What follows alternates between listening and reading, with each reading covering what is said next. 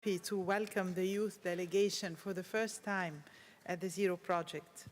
I do want to welcome them all here for the first time at the UN office at Vienna, as well as those joining us online from around the globe.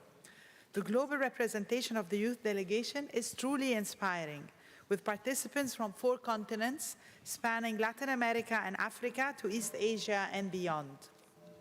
As we celebrate today's innovators and explore the future of disability and youth activism, let me remind you of a young pioneer from history. In 1841, Louis Braille, the inventor of the Braille writing system, said that people with disabilities must be treated as equals, and communication is the way we can bring this about. He was just 15 when he developed his idea that revolutionized communication for the deaf-blind and which is now used in over 130 languages. I am glad that one of the Zero Project Award winners is an initiative promoting the Scripper alphabet based on an extension of the Braille system.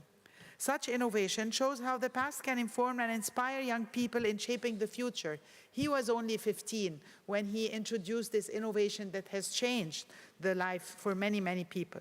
Today, the online sphere and social media make it easier to communicate, share ideas, and build a digital bridge for young people with disabilities. They can access learning resources, take online courses, and participate in political and social debates. The UN Convention on the Rights of Persons with Disabilities recognized this potential, but it also found that young people with disabilities face specific barriers online. Many websites lack the design requirements to ensure universal accessibility. Terms and conditions, which provide important information about how our personal data is used, can be overcomplicated and challenging for young people with an intellectual disability. Ensuring an open, accessible, and secure digital future for all is vital to address these challenges. Barriers are not limited to the online world, however. Offline, young people with disabilities continue to face physical barriers, communication barriers, and employment barriers. In 2021, UNICEF assessed that nearly 240 million children living with disabilities, or 1 in 10 children, were denied basic human rights. They were almost 50% less likely to have attended school or have basic reading and numeracy skills. Education is key to develop the talent and ambitions of young people, to help them fulfill their aspirations and build their own future. Lack of access to education, voting information, and mobility support can exclude young people with disabilities from social and political life entirely. Deprived of opportunities, they may fall into isolation.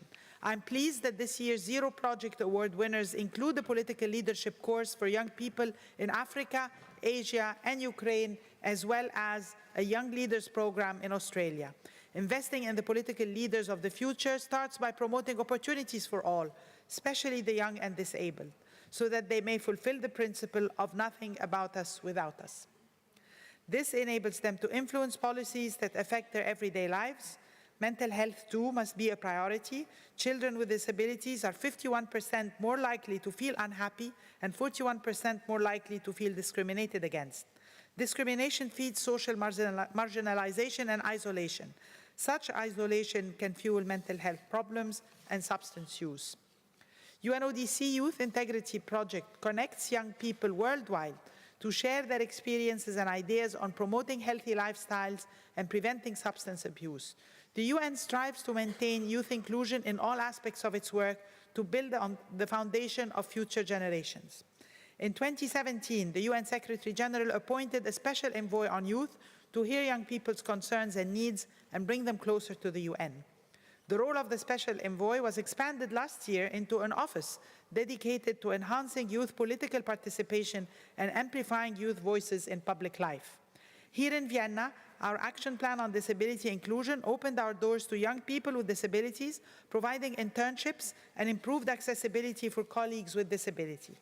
Guided by the principle of working with youth, for youth, UNODC's strategy for 2021 to 2025 aims to build closer partnerships with youth organizations at headquarters and in the field. As part of this strategy, last year, I launched a UNODC Youth Office to engage young people in finding joint solutions to today's challenges across all our thematic areas.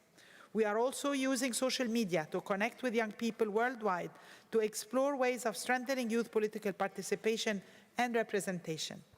Dear friends, as we look to the future, the 2030 Sustainable Development Agenda offers a blueprint to ensure inclusion and access for all young people with disabilities.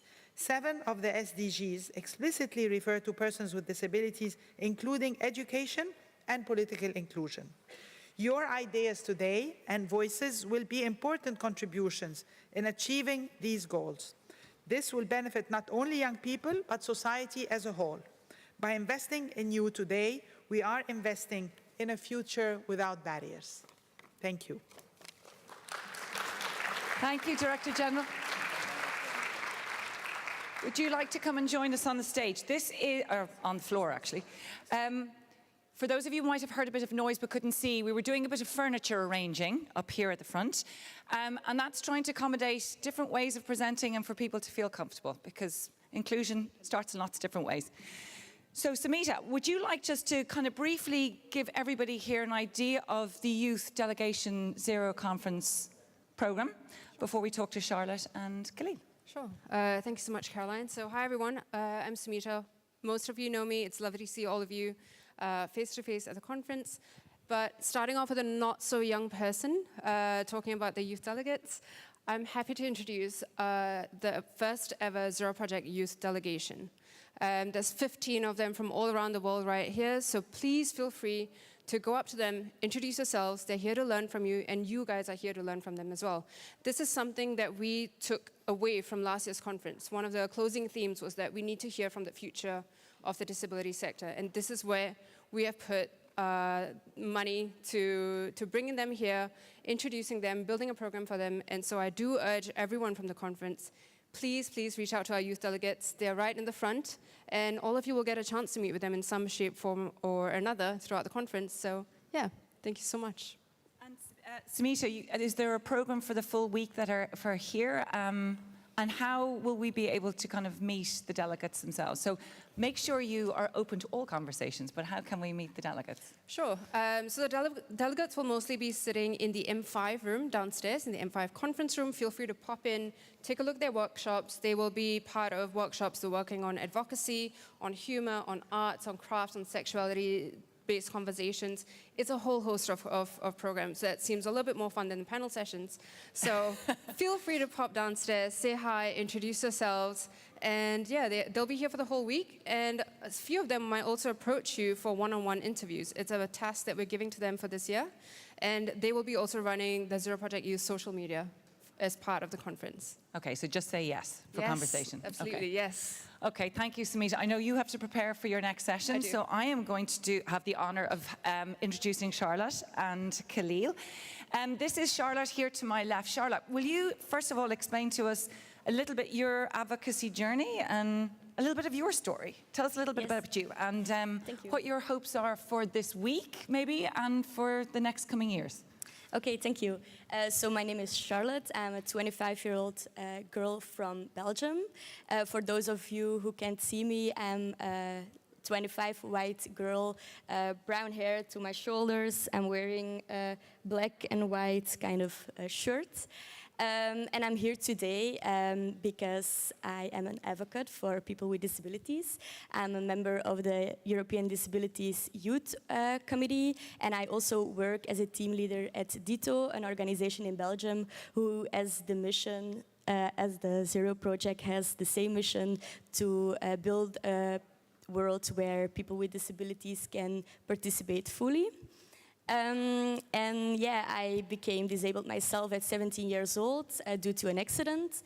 And at that point, I realized that life wasn't going to be the same anymore. I had a lot of people who looked at me very differently than before. I got a lot of weird questions, weird comments, and I felt excluded in many ways because I couldn't do the things I did before due to my physical disability.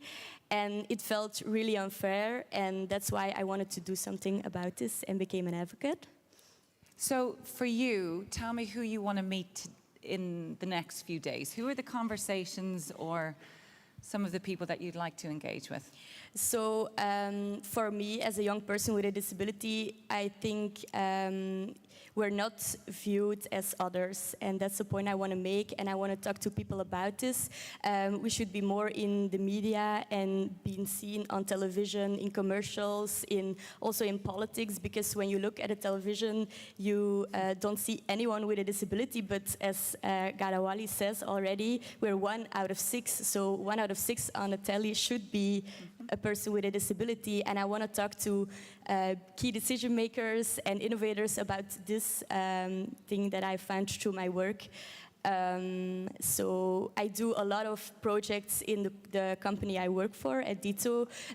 We try to change the way people see others with disabilities through projects, to showing their talents, through giving them a place to do voluntary work, to do other work. We talk to kids about disabilities. We do a lot of things, but it's on a very local level, and I want to spread this message more further.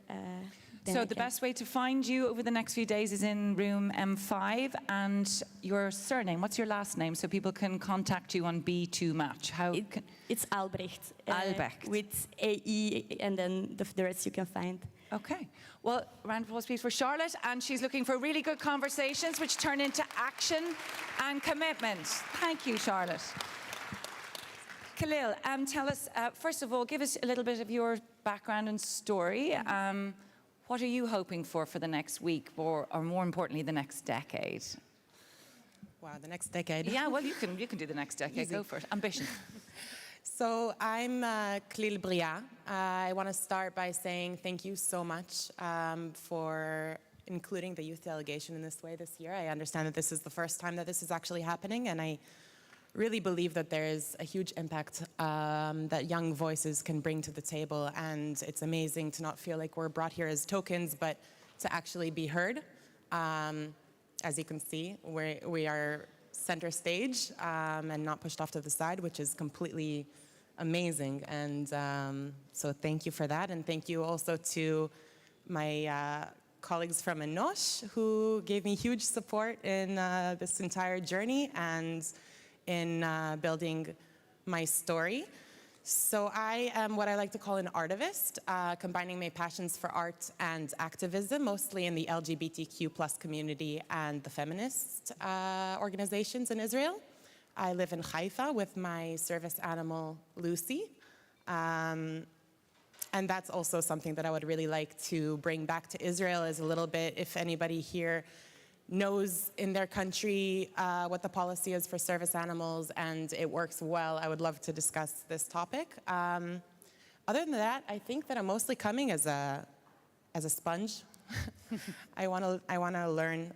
It's a huge privilege to be in a room with so many huge names and activists and people who really affect change in policy. I'm also part of the SSVAG group, which is survivors of sexual abuse and giving a first-person narrative to those people instead of having the discussion happen over their heads, having the discussion with them in the government. And I really feel like that's also what's happening here. So that's a huge part of my what I do in general, is using my personal story as a tool to inflict change, hopefully. But you've got to also make sure you look after yourself, Klil. Everybody here works incredibly hard, and I think they use their voice and their energy, but we need to take care of each other, because that takes a lot, okay? You have a big family from Israel, Access Israel, or here somewhere, I mean everywhere actually. So make sure, and I mean this, so you're part of, you have a delegation, there's 15 of you, isn't there, 15 Yes. of you together? So make sure that these are friendships that you can have, and to rely and be with each other, actually. So tell us, what is your surname and how can people find you? You're going to be in M5, yes? I'm going to be in walking M5 around? as well. My name is Klil BRIAH, or Klil BRIAH an easier pronunciation, BRIAH, and you're welcome to come and meet me downstairs. I'd love to talk to as many of you as possible. That's what I came for. So yeah, I'm waiting to hear you. And they can bring chocolate as well for conversation. And this is true, this is not a tokenism. This is something that's going to be a very important part of the Zero project as we move forward. And integration, Ghada, I think is exactly what you talked about, not isolation, integration, in weaving disability through every fabric of our society. So I think this is one of our very first new steps to do that. So as I say, as of this moment, everybody, Zero Conference 2023 is officially open. Go forth, use your energy, your voice, your conversation. If somebody is standing alone, make sure that they would like to have a conversation. Give them a hug if they want to, but enjoy the next 3 days. I'll see you back here at 5 o'clock. Lunch is at 11:30. And Wilfred, I am on time. Thank you.